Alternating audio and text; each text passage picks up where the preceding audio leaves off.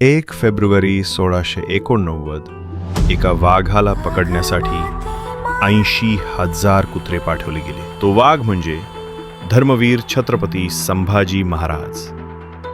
छावा चित्रपटात हे दृश्य पाहताना डोळे भरून येतात. आणि आज ज्या जागी हे दृश्य शूट झालं त्याच जागी उभं राहून मन आपोआप शांत झालं.